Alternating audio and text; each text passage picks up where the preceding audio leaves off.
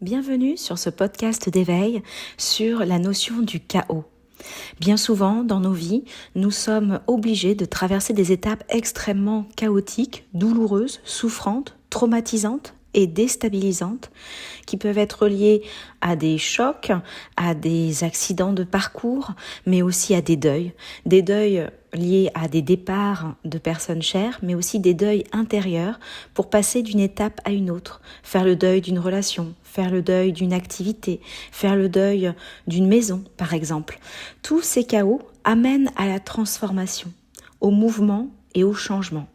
Si nous prenons conscience que chaque étape de notre vie est faite de mouvements et de vibrations différentes, que l'âme a besoin d'expérimenter de nombreuses expériences de vie pour grandir et s'élever, il est évident que tout ce qui a été vécu, conscientisé, acquis en sagesse, demande effectivement une nouvelle étape de vie, une nouvelle transformation, de nouvelles expériences, de nouveaux défis, des nouveaux objectifs.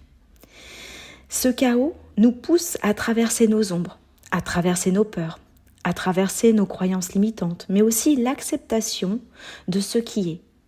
Nous ne pouvons déroger à l'idée que la vie nous mène vers un chemin qui nous semble inconnu, et pourtant un chemin que nous connaissons par nos vies passées, ce que nous avons choisi d'expérimenter dans cette vie incarnée.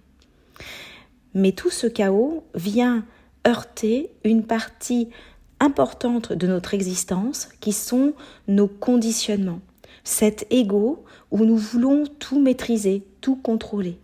Alors que quand nous subissons un chaos, on nous montre que nous ne pouvons absolument rien maîtriser, cadenasser.